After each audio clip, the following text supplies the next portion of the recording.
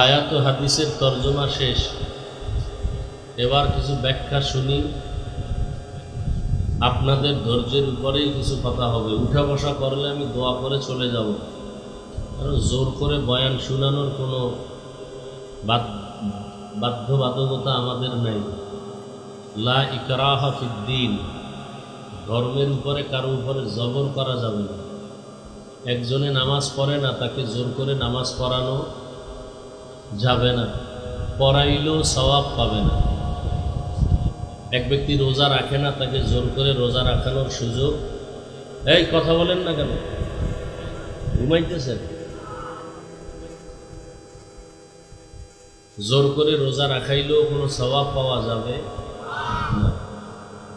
বয়ান বক্তার এলেমের বাহাদুরিতে হয় না, এগুলি সব ভুয়া কথা। বক্তার এলেম আমলের বাহাদুরিতে বয়ান হয় না। বয়ান হতে হলে দুইটা পুঁজি লাগে, ডাইরেক্ট আল্লাহর রহমত আর উপস্থিত শ্রোতাদের অন্তরের নিরঙ্কুশ মোহাব্বত। আপনাদের মোহাব্বতের উপরে কথা হবে, ডিস্টার্ব করলে কথা হবে না, আওয়াজ হবে, ওয়াজ হবে। আর ওয়াজ যদি আল্লাহ শুরু করাইয়েই দেন, তখনই মানুষের অন্তরের পরিবর্তনও শুরু হয়। কোনো একটা অপরাধী যুবকরে থানায় পুলিশ যখন নিয়ে যায়, নিয়ে বেতের বাড়ি দেয়, আওয়াজ দেয়, চিৎকার দেয়, চোখে কি নেই। আর যেখানে ওয়াজ হবে ওখানে মানুষ দেখবেন কোরআনের বয়ান চলতেছে, আখিরাতের বয়ান চলতেছে, 200 হাত দূরে বসে অনেক মানুষ কাঁদতেছে। বলেন তো ওরে মারে কি? কেউ মারছে? এর নাম ওয়াজ। আচ্ছা আমাকে বলেন তো আপনারা বিবেক দিয়া, এটা কি হাসি তামাশার প্যান্ডেল না কান্নাকাটির প্যান্ডেল? তাহলে ওয়াজের প্যান্ডেলে কান্না করাটাই যুক্তিযুক্ত। কি? ওয়াজের প্যান্ডেলে কান্না করা এটাই আসল, হাসি তামাশা কি না, আসল না। অতএব ওয়াজে বসার পরে কান্না আসে না কেন, এটা নিয়ে প্রশ্ন করা যায়। কিন্তু কোনো কপাল করা যদি প্রশ্ন করে এত কাঁদে কেন, তাহলে উল্টা ওরে কানে ধরে প্রশ্ন করা দরকার। ও আহমক, কোরআনের বাগানে বসছ, তোর কান্না আসে না কেন? তোর কপাল খারাপ কেন? তোর উপরে কার অভিশাপ লাগছে? কথাগুলো খুব খেয়াল করে বোঝার চেষ্টা করবে। ওয়াজ আপনারা জানেন, মানেন না কেন? বুঝের অভাব। বুঝের কি? খুব খেয়াল করেন তো। অল্প টাইম বয়ান করবো, দেখবেন এই ঘড়ির দিকে তাকাইতে তাকাইতে মোনাজাত হয়ে গেছে। খুব খেয়াল করেন। সারা রাত ওয়াজ হলে কি লাভ হবে যদি মসজিদ খালি হয়ে যায়? কি লাখ লাখ লোক হয়েছে ওয়াজের প্যান্ডেলে, এই বাহাদুরি করে লাভ আছে যদি নামাজি না হয়? 100 লোক ওয়াজে হোক, সব তওবা করে মসজিদে যাবে, এইটা হলো সফলতা। বেশি লোক হওয়া কি সফলতা? তেদাত মকসদ নেই, মকবুলিয়ত মকসদ। মনে রাখবেন কথাগুলো। কিসের অভাব বলছি? গেছে 1 মিনিটে ভুলে গেছে। কিসের অভাব? আচ্ছা দেখেন তো বুঝের অভাবটা কেমন। এখানে আমরা যারা সবাই মুসলমান, তো কথা বলেন, আপনাদের আল্লাহ আমার আল্লাহ কি 2 জন না 1? বুঝে কইেন কি? আপনাদের নবী আমার নবী 2, 1। আপনাদের কোরআন আমার কোরআন, কাবা, আপনাদের কালেমা আমার কালেমা, আপনাদের ধর্ম আমার ধর্ম। বুঝে বলতেছেন তো? ওহ, ওয়াজ কি সুন্দর, বুঝার দরকার। আপনার আমার আল্লাহ এক, নবী এক, কোরআন এক, কাবা এক, ধর্ম এক, কালেমা এক। দুনিয়াতে আসছি সিস্টেমও না। আপনারা লঙ্গি পরে আসছিলেন। বিদায়বেলা কাফন কয়টা? মহিলাদের 5টা, আমাদের কালারগুলো আলাদা হবে। আমাদের হুজুরদের কাফনের কালার একরকম আর আপনাদের আর এক রকম, সব এক? কি কালার? কবে একটু আলাদা? আপনাদের এই যশোর মনিরামপুরের কবর একটু 5 হাত বড় হয়, সব এক? আচ্ছা, কবরে রাখার পরে প্রশ্ন হবে আমার জন্য 10টা, আপনাদের একটা, কয়টা বলেন? সমান না আলাদা? বুঝেন বুঝেন? হ্যাঁ, এখান থেকে অনেক কিছু বুঝা যাচ্ছে।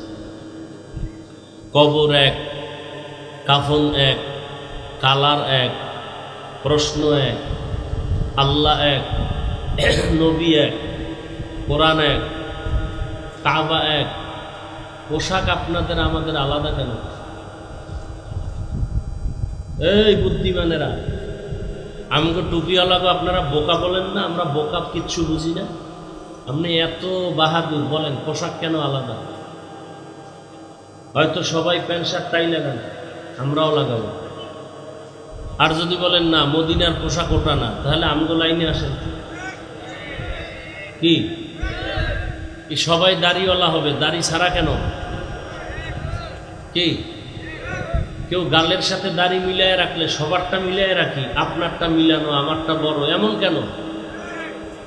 কি ইসলাম নিয়ে চালাকি করেন না? ইসলাম আপনার বাবার বানানো?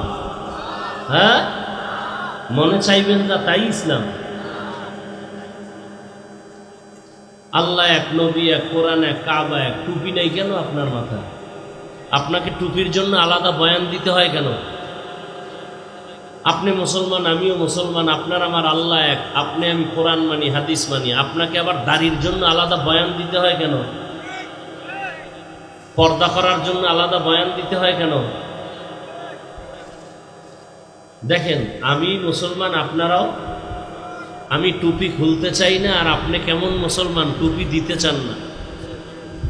আমি দাড়ি কাটলে লজ্জা পাই, আর আপনি দাড়ি রাখতে লজ্জা পান। আপনি কত ভিআইপি মুসলমান, আর আমরা 3rd ক্লাসের মুসলমান। আমরা পর্দা না করলে লজ্জা, আর আপনারা পর্দা করতে গেলে লজ্জা। আমরা মসজিদে না ঢুকলে লজ্জা পাই, আর আপনারা ঢুকতে গেলে লজ্জা পান। সমস্যাটা কোথায়? বুঝের অভাব। কিসের অভাব? বুঝের অভাব। আপনি কি বুঝছেন আর আমি কি বুঝছি? আমি বুঝছি আমার টুপি, দাড়ি, পোশাক, নামাজ, রোজা, আল্লাহ, রসুল, কোরআন, হাদিস আমার দুনিয়া তো ইজ্জত, আখেরাতেও ইজ্জত। আর আপনি কি বুঝছেন? মাঝে মাঝে টুপি পরবো, মাঝে মাঝে পরবো না, এটার নাম ইজ্জত। মাঝে মাঝে দাড়ি রাখবো, মাঝে মাঝে কাটবো, এর মধ্যেই শান্তি নাকি? সত্যটা বলতেছি, আপনি না বলেন কেন? মাঝে মাঝে পর্দা করবেন, মাঝে মাঝে মহিলাগুলো নিয়ে একসাথে বসবেন, এর মধ্যেই শান্তি কি? আপনাদের চিন্তা চেতনাটা এমন। এ কারণে কি হয় জানেন? আপনাকে নেতা নাই, দল নাই, সম্মানও নাই। এখন জুতার বাড়ির ভয়ে বাড়ি থুইয়া জঙ্গলে দৌড়ায়। আর আমগো সম্মান নেতাও দেয় না, খেতায়ও দেয় না, দলেও দেয় না। আমগো সম্মান রসুলের আদর্শ, সুন্নাত, টুপিদারির কারণে। এজন্য আমগো দাড়ি, টুপি, নামাজ, রোজা আছে, সম্মানও আছে। আমনেগো নেতাও নাই, সম্মানও নাই, দলও নাই, সম্মানও নাই। সত্য কথাটা স্বীকার করেন, মানেন আর না মানেন। আমগো সম্মান আছে না নাই? 10 বছর আগে এমপি সাহেব দেখলি কইতো হাফিজ ভাই দোয়া করবেন, সালাম। নতুন এমপি আইসা লোক পাঠায় টেলিফোনে ধরায় বলে হযরত দোয়া চাই, মাঝে আমার মন্ত্রণালয় দাওয়াত। এই সম্মান টাকা দিয়ে কিনছি? হ্যাঁ, আপনারা টাকা দিয়ে সম্মান কিনেন। ভোটের আগের রাত্রে পায়খানা খাইছেন না? হাজি সাহেবের হজ ওই রাত্রে শেষ। পীর সাহেবের পীরগিরির মুরিদগিরি ওই রাত্রে শেষ। তাবলিগালার চিল্লা চিল্লি সব ওই রাত্রে শেষ। সব ইমান আমল সব ভোটের আগের রাত্রে বিদায়। যারা টাকা খাইছে ভোটের আগের রাত্রে ওরাও জালেম, যারা খাওয়াইছে ওরাও জালেম।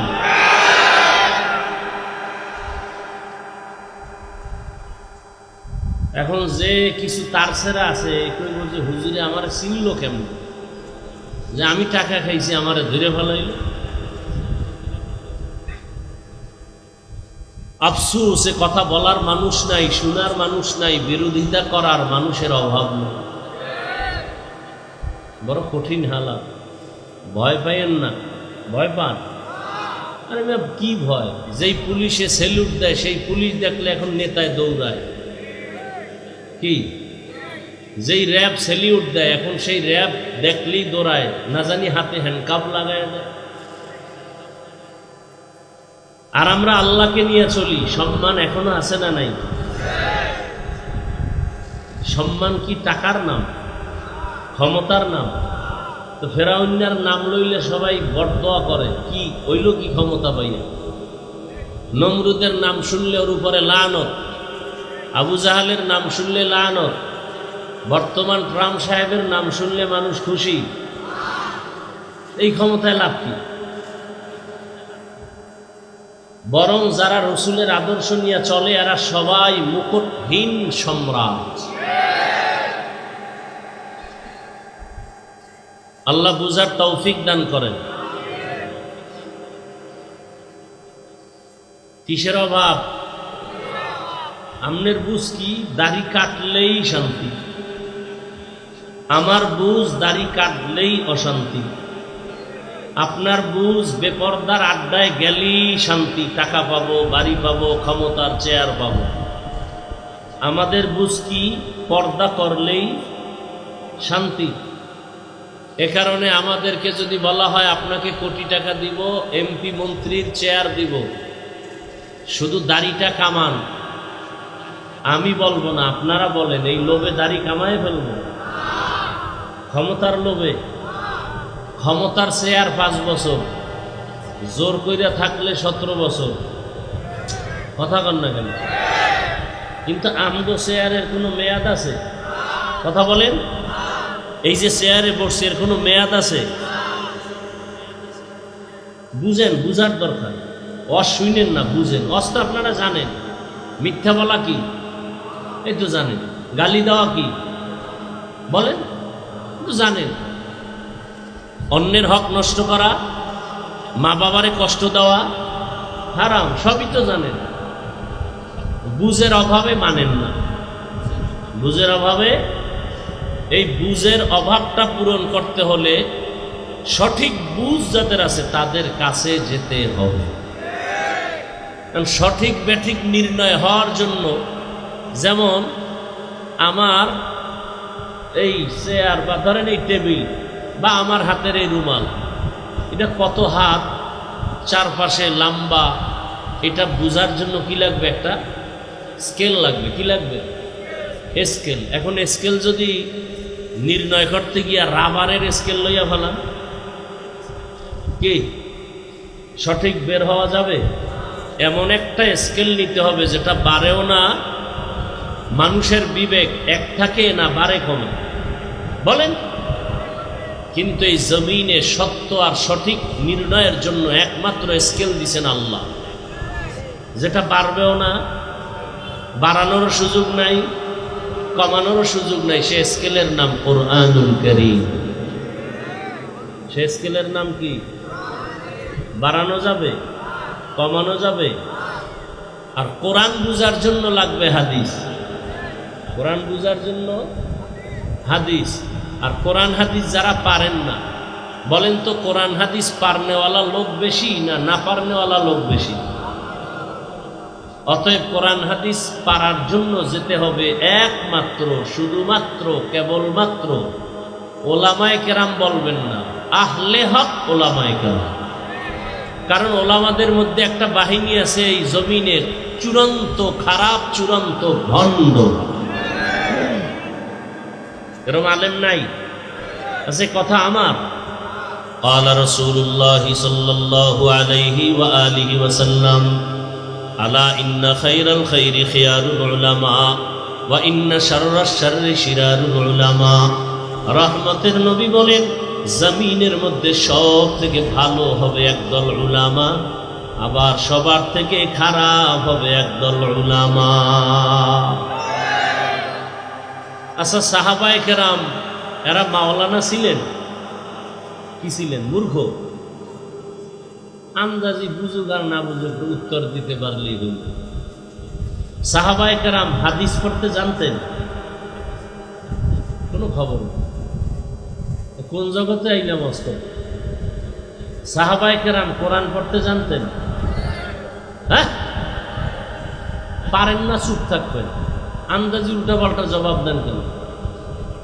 সাহাবায়ে কেরাম হাদিস পড়তে জানতেন? কথা বলেন, জানতেন না? সাহাবায়ে কেরাম যদি হাদিস না বুঝে, আপনি বাপে বুঝছেন? হ্যাঁ, সাহাবারা বুঝেন, আপনি বুঝছেন?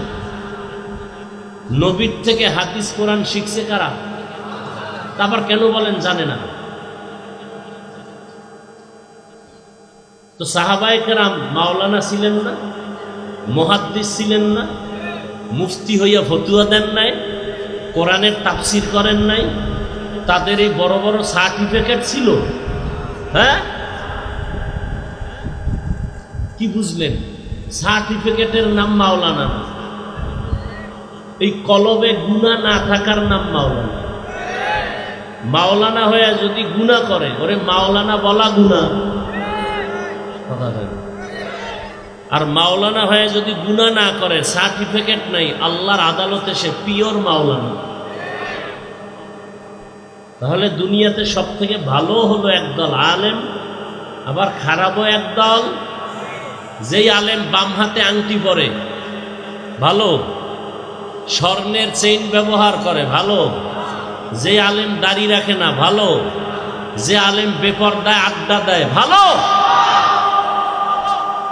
এজন্য আলেম দেখলেই দৌড় দেওয়া যাবে না, দেখতে হবে হক না ভণ্ড।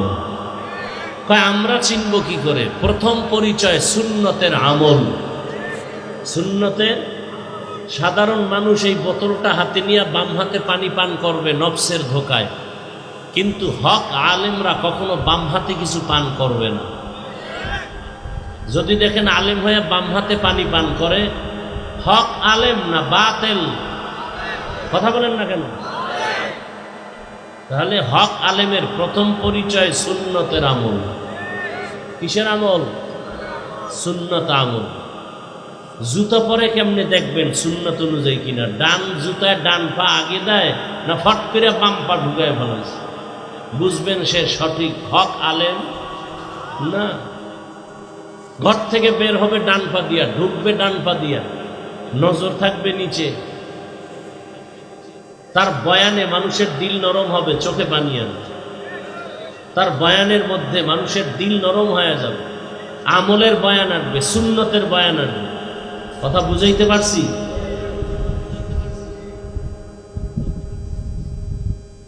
হ্যাঁ, ইসলামে যখন যেটা রসুল করছেন প্রেক্ষাপট অনুযায়ী সেটাই করতে হবে। রসুল দাওয়াতের কাজ করছেন, আপনাকেও করতে হবে। প্রয়োজনে রসুল জিহাদের ময়দানে গেছেন, আপনাকেও। তার মানে নামাজ রোজা বাদ দিয়া। হ্যাঁ, একজনে সুদ খায়, সে যদি জিহাদ করে, জীবনভর কোনো আমল কবুল। সুদের খাতায় যাব নাম, এরা নামাজ পড়লেও কবুল, রোজা রাখলেও কবুল। সুদের খাতায় যাদের নাম, এরা 24 ঘন্টা তার গর্ভধারিণী মায়ের সাথে জিনার গুনায় লিপ্ত। কত বড় কুলাঙ্গা! জীবনভর যদি সুদের খাতায় নাম রেখে মোনাজাত দেয়, একটা মোনাজাতও কবুল হবে। বাইতুল্লাহ হজ করবে, কবুল হবে। তওবা না করে যদি মরে যায়, চিরস্থায়ী জাহান্নাম। আর এ যদি হয় মসজিদের সভাপতি, কেমন হবে? কয় শিয়ালের হাতে মুরগি দিলে যেমন হয়।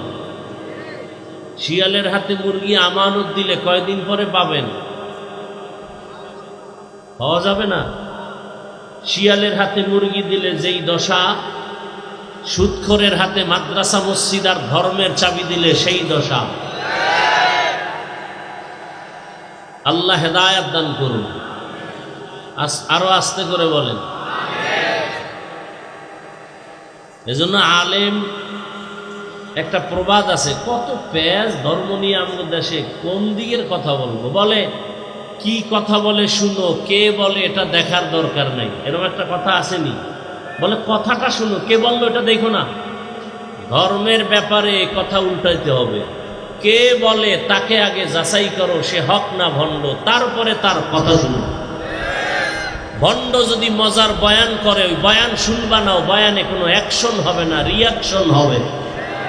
হকপন্থী যদি অল্প কথা বলে, ওই কথায় বরকত হবে। এজন্য কে বলে দেখো আগে, কি বলে শুনো পরে। কিন্তু নেফাকি অন্তরওয়ালারা, নষ্ট অন্তরওয়ালারা আমগো উল্টা বুঝায়। বা কে বলে ওটা দেখার দরকার নাই, কথাটা কি বলে এটা শুনো। এটা ধর্মের বেলায় হবে, ধর্মীয় বেলায় কে বলে তাকে আগে যাচাই করো, এরপরে তার কথা শুনো। যিনি পর্দার বয়ান করেন সে পর্দা করে কিনা যাচাই করো। যিনি ফরজের বয়ান করেন সে ফরজ অনুযায়ী চলে কিনা। যে তাকওয়ার বয়ান করে তার মধ্যে তাকওয়া আল্লাহর ভয় আছে কিনা আগে যাচাই করো, তারপরে তার বয়ান শুনো। কথা বুঝতেছেন? হ্যাঁ, বুঝার দরকার। কিছু কথা বুঝেন। আমাদের বুঝের অভাবে আজকে এই ঝামেলাগুলো সমাজে। আল্লাহ বুঝার তৌফিক দান করে। তবে সহি বুঝ দরকার, উল্টা পাল্টা বুঝলে হবে।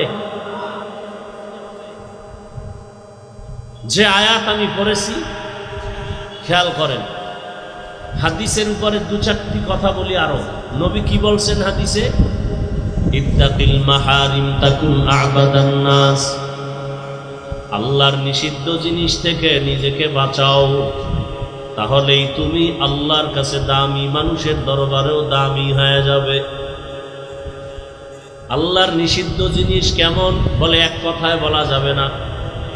তোমাকে আল্লাহ হাত দিছে ধরার জন্য, ধরার আগে দেখবা কোনটা ধরলে আল্লাহ খুশি হবে, কোনটা ধরলে বেজার হবে। হাত দিছে ধরার জন্য, তার মানে রাস্তা দিয়ে যে যাবে তারে ধরবা। খবরদার, ধরার মধ্যে সীমাবদ্ধতা আছে, স্বাধীনতা নাই। স্বাধীন জীবনের কোনো দাম? আপনাদের এই মনিরামপুর বাজারের আশেপাশে কুকুর আসেনি, রাস্তায় দৌড়ায়নি, একটা কুকুরের কিন্তু কোনো দাম। কিন্তু মালিকের শিকল যেই কুকুরের গলায় লাগানো, ওই কুকুরের দাম আসেনি। ওই কুকুরের যদি আপনি মারেন, মালিক গিয়া মামলা দিবে। কথা ঠিক? এই যে খোলা আসমানের উপরে পাখিগুলা উঠতেছে, দেখতে সুন্দর, কিন্তু একটা পাখিরও কোনো মূল্য নাই। যেই পাখি মালিকের খাঁচায় আটকানো, ওই পাখির দাম আছে না নাই? জঙ্গলে হাজারো প্রাণী আছে, কোনো মূল্য নাই। চিড়িয়াখানার মধ্যে যেই খাঁচায় আটকানো প্রাণী আছে, বাঘ আছে, ভল্লুক আছে, ওগুলো দেখতে টাকা লাগে। সত্য কথাটা বলেন না ভাই। আপনি বুঝলে না আওয়াজ দিবেন, আর আমি ভাববো যে আপনি বুঝতেছেন। তাহলে স্বাধীন প্রাণীর দাম। সমুদ্রের ভেতরে অনেক মাছ, এই পানির মধ্যে অনেক মাছ, কোনো মূল্য নাই। কিন্তু যদি আমগো কিছু তার ছেঁড়া অবুঝ মানুষেরা এসে কয় পুষ্কুনি কিনে ফেললাম, মানে পুষ্কুনিতে যা মাছ আছে কিনে ফেললাম, এই রকম বেচা কেনা জায়েজ নাই। এরকম বেচা কেনা কি নাই? ওই যে বড়শি ফালায় না, মাছ ধরে, পুরা এটা কি, এটা কি পুষ্কুনি, এটার মধ্যে যা মাছ আছে কিনে নিলাম, কয় লাখ? বলে 3 লাখ। মাছ যদি না পায়, 1 লাখ টাকারও পায় না, মন খুশি হবে না বেজার? ইসলাম এই সমস্ত ফেতনা চায় না, এজন্য এই বেচা কেনা হারাম, জায়েজ নেই। গোপন ভাবে মাল না দেখে বেচা কেনা কি নাই, জায়েজ নেই। বড় কঠিন বিষয়। তাহলে এই পুষ্কুনিতে যত মাছ আছে এগুলোর মূল্য নাই, কিন্তু জালের মধ্যে আটকা পড়লে বাজারে গেলে দাম আছে না নাই? জমিনের মধ্যে কত মানুষ ঘুরে, একটা মানুষের কোনো দাম নাই, কিন্তু যেই মানুষ কালেমার রশি গলায় লাগাইয়া চলে, ওই মানুষের দাম। ঠিক নি? গর্ব সুরত আদমি ইনসাবুদে अहमद बू जहलो हामे के साबुदे आदमीरा आदमीयत लाज़िमास उदरागर बुना बाशुद ही जमा आदमीयत लहमो शाहमो पुश्ते नीस आदमीयत জুজরে যায় দোস্তেনি। সর্বাঙ্গে ঘা। হাফিজ ভাই বয়ান করবেন, আবার এই ফার্সি টার্সি না পড়লে হয় না, বলে না বলে না। এগুলো বললে লাভ কি? এলাকার এই বয়ানের শ্রোতারা কি ফার্সি বুঝেনি? একটা ইনজেকশন দেয় না দেয় না? দেখতে নারী, চলন বাঁকা। যে হাফিজুর রহমান সাহেবের নাম শুনলি এক দলের কলিজা ভরায়। কি আছে না নাই? এখন কেমনে দোষ ধরবে? কয় ফার্সি না বললে হয় না, মানুষে বুঝে। তা আমি যে আরবি বলি, এও তো এখানে 3 ভাগের 2 ভাগে বুঝে না। তাহলে কোরআনের আয়াত পড়াও বাদ দিয়ে দেই। অনেক বক্তা ইংরেজি কয়, শ্রোতারা সবাই ইংরেজি বুঝে, তা বয়ান বাদ দাও। ও কয় তুমি দোষী, তুমি দোষী। 3 আঙ্গুল যে আমার দিয়ে ফিরে কয় আমি দোষী, খবর নেই। আদমিয়ত লাহম শাহম পোস্তে নিস, আদমিয়ত জুজরে যায় দোস্তে নিস। সব কথার মূল কথা, মাওলানা হয়েছি, বক্তা হয়েছি, মানুষ হতে পারি নাই। মানুষ হইলে কেন এত এসকাল হবে, এত প্রশ্ন হবে? মানুষ ছিলেন পটিয়া মাদ্রাসার বানী আজিজুল হক মুফতি সাহেব, মানুষ ছিলেন চরমনের সৈয়দ ইসহাক, মানুষ ছিলেন উজানির কারি ইব্রাহিম, মানুষ ছিলেন জমিনের মধ্যে শাহজালাল শাহবারান, মানুষ ছিলেন এই জমিনের মধ্যে হাজী শরীয়তুল্লাহ রহমাতুল্লাহ আলাই, মানুষ ছিলেন শামসুল হক ফরিদপুরি রহমাতুল্লাহ আলাই। পটিয়া মাদ্রাসার বানী মুফতি আজিজুল হক যখন বসে খুতবা শুরু করতেন বয়ানে নাহমাদুহু, এতটুকু বলা মাত্র প্যান্ডেলের মানুষের মধ্যে কান্নার রোল শুরু হয়ে যাইত। এরা ছিলেন মানুষ, দেখলেই অন্তরে পরিবর্তন। এরকম কিছু আল্লাহওয়ালা জমিনে আছে যাদের দেখলে আর গুনাহ করতে মনে চায় না। কি আবার এমনও কিছু আল্লাহওয়ালা আমগো দেশে আছে, শুধু অলি না অলিকুল শিরোমণি, প্রস্রাব করে লয় না পানি। এরা আবার সাইনবোর্ড লাগায় মুজাদ্দিদে জামান, আন্তর্জাতিক বেঈমান। এগো দরবারে গেলে এগো দেখলে বিড়ি খোরের মন চায় গাঞ্জা ধরি। কি কারণ পীরেরও দাড়ি নাই, মুরিদেরও দাড়ি নাই। আবার এমনও আল্লাহওয়ালা আছে যাদের চেহারা দেখলে মনে হয় আর জীবনে বিড়ি টানবো না, এমন নাই?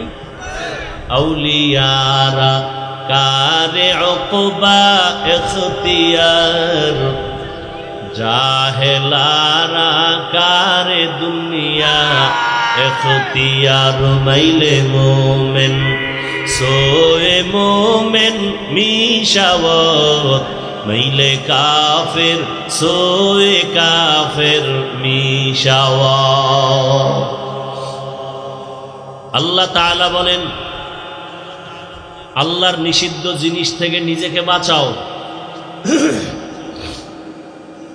এই ওয়াজ করার উদ্দেশ্য কি? এই যে আপনারা ওয়াজ মাহফিল দিচ্ছেন, আসল উদ্দেশ্য হওয়া উচিত কি? আর আপনাদের উদ্দেশ্য কি? কমিটি ওয়াজ দিছে 13তম, কয় বছর? 26তম, তম হইতেছে, কিন্তু কমিটির দাড়ি নাই। কিও দাড়ি নাই কেন? ওয়াজ তো পাবলিকের জন্য, আমগো জন্য। আমরা তো পাবলিকের হেদায়েতের জন্য ওয়াজ দেই, আমগো কমিটির হেদায়েতের জন্য ওয়াজ দেই না। এজন্য দেখেন না, জুমার বয়ান শুই না, মসজিদে মুসল্লির জায়গা হয় না, কত লোক নামাজ ধইরা ফেলছে। কিন্তু কমিটির দায়িত্বরা ইমাম সাহেবের সামনে বইয়া কথা কয়, বয়ান শুনে না, সুন্নত পড়ে না। আছে না নাই? কয় ইমাম সাহেবের বয়ান তো মুসল্লিদের জন্য, আমরা কি মুসল্লি নি? আমরা তো নেতা, আমগো কথায় পুরা ইমাম চলতে বাধ্য, আমাদের কথায় মসজিদ চলবে, মুসল্লিরা চলবে। আছে না নাই? উদ্দেশ্য হওয়া উচিত কি? প্রত্যেকটা ওয়াজের উদ্দেশ্য হবে বান্দার সাথে আল্লাহর সম্পর্ক গভীর করে দেওয়া, তাআল্লুক মা আল্লাহ। কেন আল্লাহ দুনিয়ায় পাঠাইলেন? কেন আসলাম? আবার এই দুনিয়া ছেড়ে কোথায় যাব, কি কাজের জন্য আল্লাহ পাঠাইছেন, এই চিন্তা করা লাগবে। অনর্থক আমার আল্লাহ একটা গাছও বানান নাই, আসমানের সূর্যটাও আল্লাহ অনর্থক বানান নাই, পিপিলিকা আল্লাহ অনর্থক বানান নাই, মশা আল্লাহ অনর্থক সৃষ্টি করেন নাই। আল্লাহ তাআলা মানুষটাকে কেন অনর্থক বানাবেন? বরং আল্লাহ বলেন, নবীজির হাদিস, قال رسول الله صلى الله عليه وآله وسلم الدنيا خلقت لكم وأنكم خلقتم للآخرة। দুনিয়ার সব মানুষ তোমার গোলাম, আর তুমি মানুষ একমাত্র আল্লাহর গোলাম। আদমিয়ত লাহমু শাহমু পুশতে নিস, আদমিয়ত জুজরে জয়ে দোসতে নিস। আদমিরা আদমিয়ত লাজমাস উদে রাগর বুনা বশতহি। দুনিয়াতে আল্লাহ মানুষ বানাবার একটাই কারণ, সূর্য তোমার গোলামি করবে হে মানুষ, জমিন তোমার গোলাম। তোমার প্রয়োজনের জন্য সূর্য বানিয়েছি, তোমার প্রয়োজন বাতাস, বাতাস বানায় দিলাম। তোমার প্রয়োজনে পানি, তোমার প্রয়োজন মিটাবার জন্য আমি অক্সিজেন দিলাম। তোমার প্রয়োজন মিটানোর জন্য ঘাস দিলাম। তোমার প্রয়োজন মিটাবার জন্য পশু বানাইলাম। আমি আল্লাহ সব কিছু তোমার খেদমতের জন্য বানায় দিলাম। দুনিয়ার সব মখলুক তোমাদের খেদমতের জন্য রেডি। তোমাদের যা প্রয়োজন সব বানায় দিলাম, আর তোমার একটাই কাজ, তুমি শুধু আমার ইবাদত করবা। সূর্যের কাজ হলো তোমার গোলামি, চাঁদের কাজ তোমার গোলামি, গরুর কাজ তোমার গোলামি। এ কারণে গরু নিজে দুধ রাখে না, সব বনিয়াদমরে দেয়। কিন্তু গরু যদি মেজাজ গরম করে একটা লাথি দেয়, আছে কারো পাওয়ার দুধ নেওয়া? সমুদ্রের মাছ মেজাজটা যদি গরম করে, দুনিয়ার কোনো মানুষ মাছ ধরে খেতে পারবে না। আর কপালে পহেলা বৈশাখে ইলিশ আর পান্তা কপালে জুটবে না। বৈশাখের প্রথম তারিখে যারা ইলিশ খায় পান্তা দিয়া, ওরাও জালেম, যারা খাওয়ায় তারাও জালেম।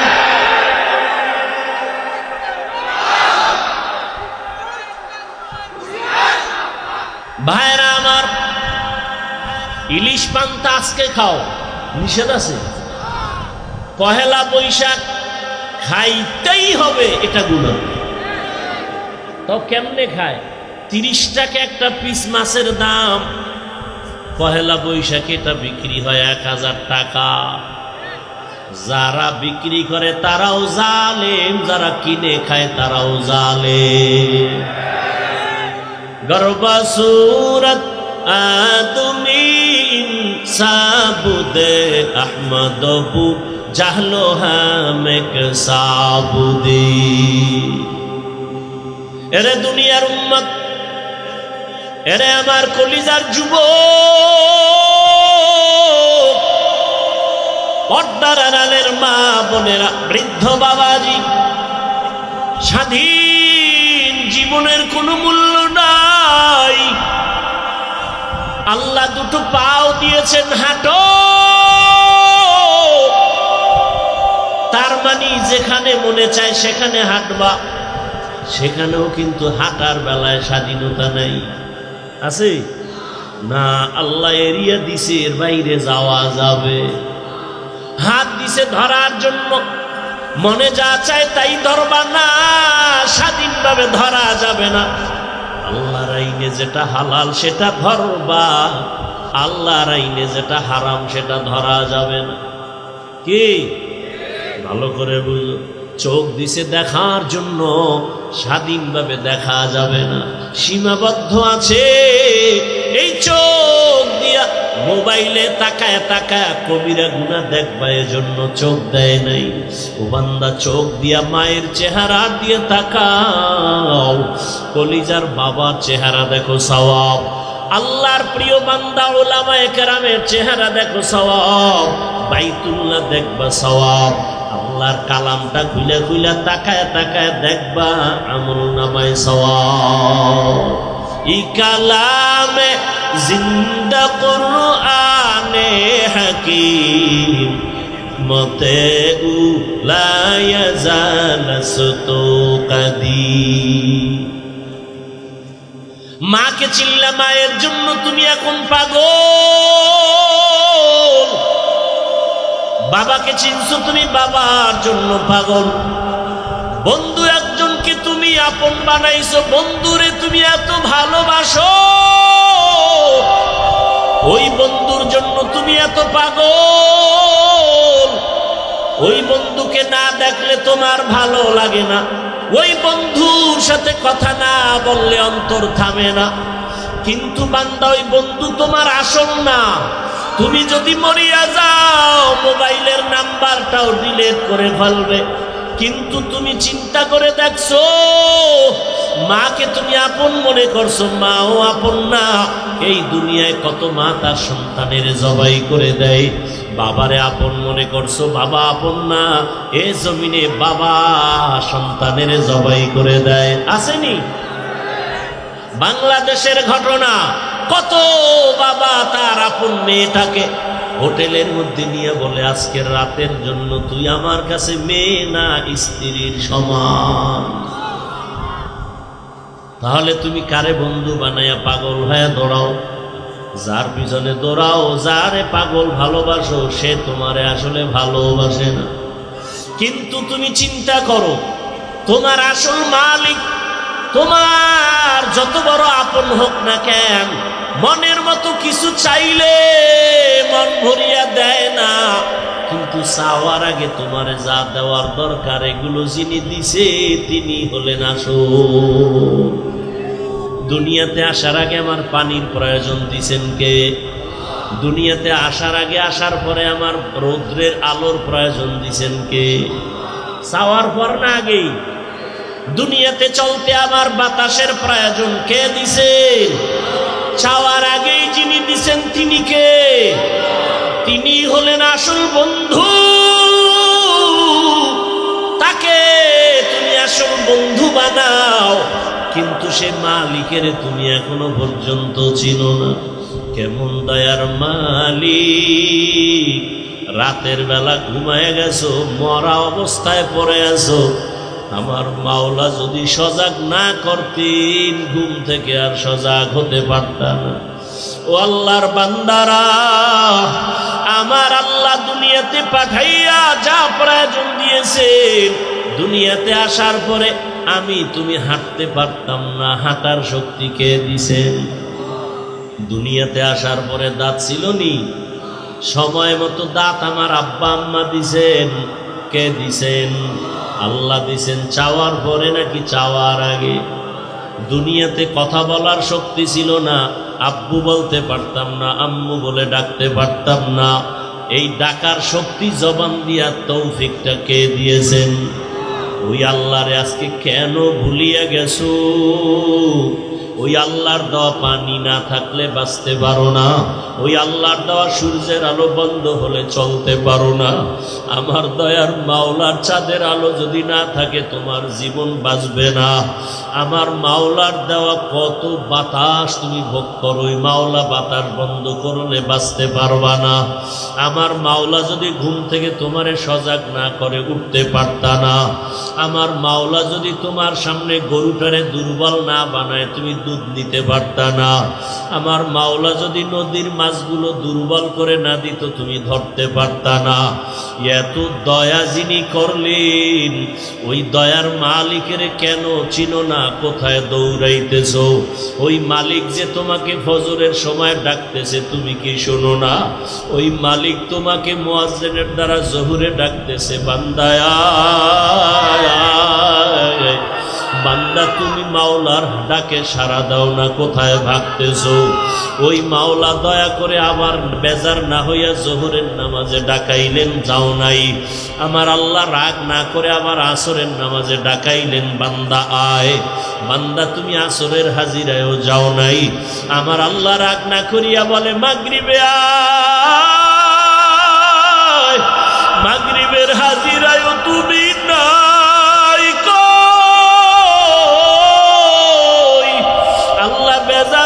হইয়া আবার মুয়াজ্জিনের কয় এশার সময় ডাক দাও। আমার সন্তান নাই, ছেলে নাই, মেয়ে নাই, স্ত্রী নাই, আমি একা। একটা বাবা মা সন্তানের কাছে না পাইলে পাগল হয়ে যায়। ও বাবা কোথায়, তাড়াতাড়ি ঘরে আসো। আমি মা ঘুমাই না, তুমি না আসলে ঘুম হবে না। বাবা অপেক্ষা করে, টেলিফোন করে, বাবা আয়, তুই বাজার থেকে ঘরে না আসলে আমার ঘুম হবে না। বারবার টেলিফোন করে। ওই মা বাবার চেয়ে আমার মাওলার মায়া কি আমার আল্লাহ দয়া কইরা ফজরে ডাকে মুয়াজ্জিন ডাক দাও। আমার বান্দা এসে একটু মসজিদে সেজদা দিবে, আমি কুদরতের কদমটা কপালের নিচে দিয়া দিব। বান্দা এসে বলবে আল্লাহু আকবার, আমার কলিজা কুদরতি ভাবে ঠান্ডা হয়ে যাবে। বান্দা ফজরে আসে না, জোহরে আসে না, মুয়াজ্জিন এত ডাকলো মাগরিবে আসে নাই। বান্দা মুয়াজ্জিন ডাকার পরে এশায়ও যায় নাই। আমার আল্লাহ যে কত মায়ার মালিক। আমার আল্লাহ বলে এখন আর মুয়াজ্জিনের দিয়া ডাক দেওয়া হবে না, এখন আমি আল্লাহ নিজেই রেডি। আমি নিজেই ডাকার জন্য প্রথম আসমানে আসতেছি। বান্দা কোথায় যাবি? আমার দরজা ছাড়া কোথায় পালাবি? আমার দরজা ছাড়া দয়ার আর দরওয়াজা নাই। আরে আমার রহমতের দরজা ছাড়া বাকি দেখি যেদিকেই যাবি সেদিকেই জাহান্নামের আগুন। আয় বান্দা, আমার রহমতের দরজায় ফিরে আয়, আমার দয়ার দরজায় ফিরে আয়। আল্লাহ তাআলা প্রতিদিন রাতের শেষ ভাগে প্রথম আসমানে আসিয়া ডাকেন। অতিও গভীর হয় রজনী যখন, নীরবে প্রভুর নাম জপিও তখন। প্রভুর করুণা যদি পাইবারে চাও, গভীর রাতে উঠে প্রভুর গুণগান গাও।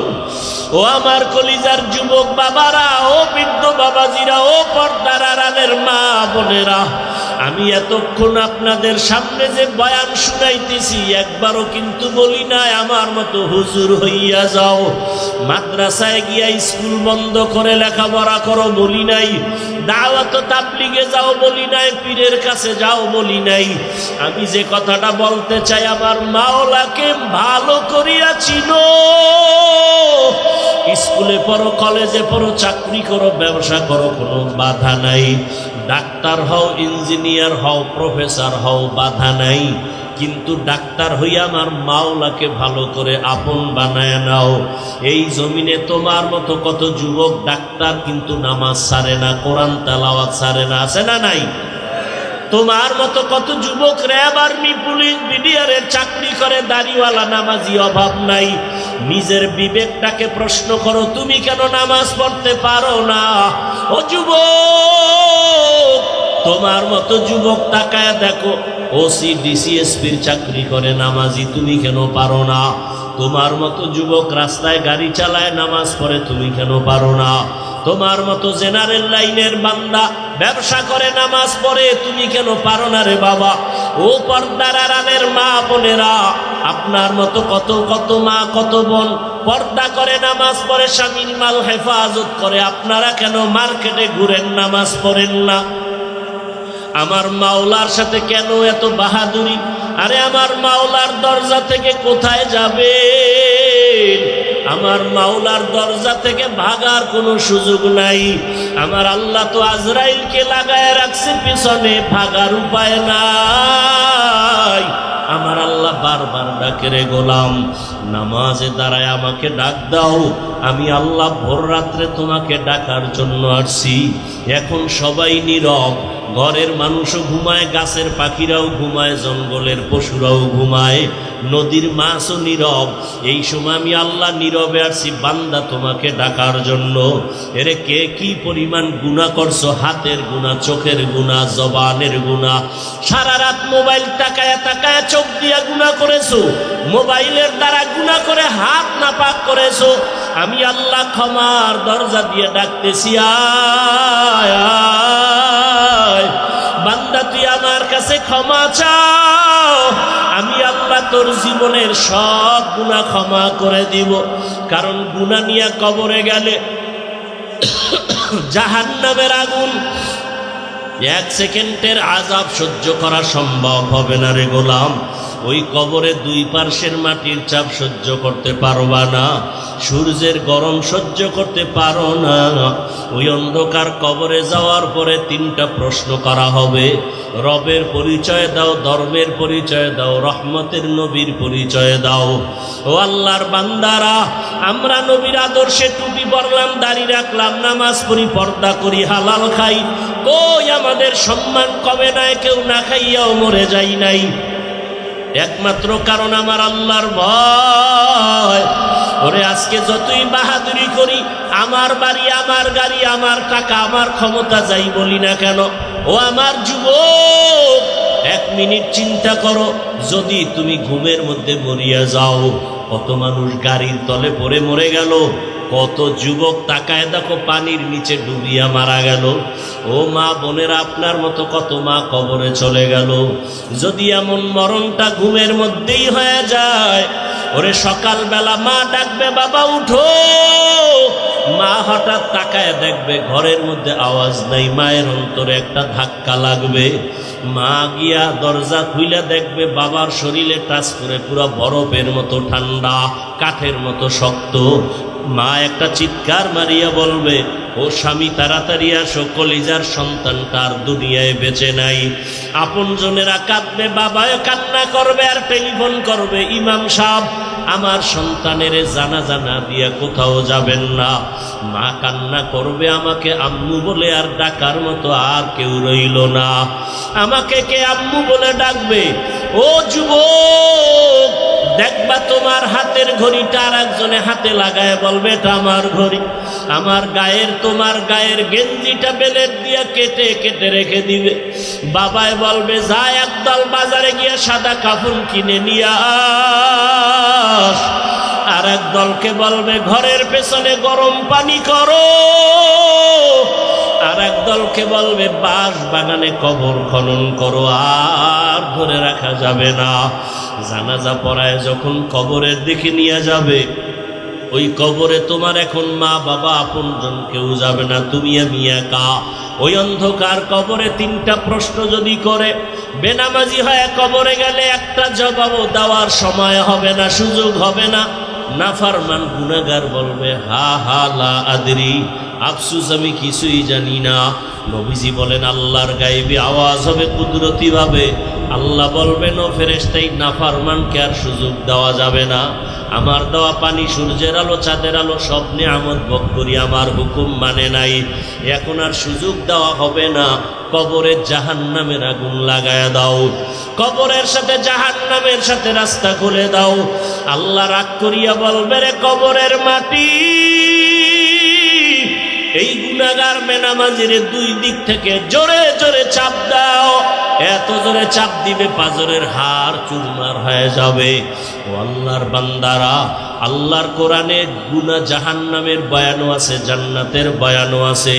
আল্লাহর কোরআনের বয়ানে কে জান্নাতে যাবে, কারা জাহান্নামে যাবে, কি কাজ করলে জান্নাত, কি কাজ করলে জাহান্নাম, আল্লাহ কোরআনে বয়ান করেছেন, হাদিসেও নবী বয়ান করেছেন। অতএব এখনো সময় আছে, তওবা করো, আল্লাহর কাছে বিনয়ের সাথে আল্লাহকে বলো। ও পর্দার আড়ালের মা বোনেরা, আল্লাহর কাছে তওবা করেন, আর বেপর্দায় চলবেন না, নামাজ ছাড়বেন না, স্বামীর মাল নষ্ট করবেন না।